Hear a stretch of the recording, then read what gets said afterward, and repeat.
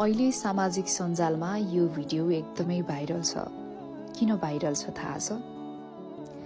जन्मिएको केही दिनमै यो सानो मकाक बाँदरलाई उसको आमाले छोडेको रहेछ।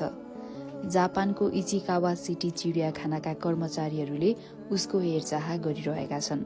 जब ऊ करिब 1 हप्ताको थियो, चिडियाखानाका कर्मचारीहरूले उसलाई एक्लो महसुस नहोस् भनेर एउटा ठूलो ओराङ्गुटानको टेडी दिएका थिए र तबदेखि नै ऊ यससँगै सुत्छ, यससँगै खान्छ र यससँगै खेल्छ। भनौं भने उसले यसलाई आफ्नो वास्तविक आमा जस्तै व्यवहार गर्छ। अहिले ऊ 6 महिनाको भएको छ र उसलाई नाम दिइएको छ पञ्च। पञ्चले बिस्तारै अन्य बाँदरहरूसँग भेट्न सुरु पनि गरेको छ।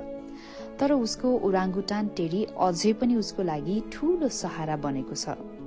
ऊ यसलाई जताततै बोकेर हिँड्छ र जब उसलाई डर लाग्छ वा नर्भस फिल गर्छ, ऊ तुरुन्तै आफ्नो टेडी भएको ठाउँमा दौडिएर जान्छ।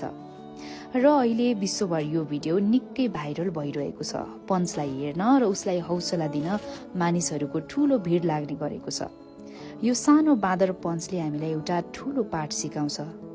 जीवनमा कसैको साथ नहुँदा पनि कसरी अघि बढ्ने भन्ने कुरा यो सानो बाँदर पञ्चले हामीलाई सिकाएको छ।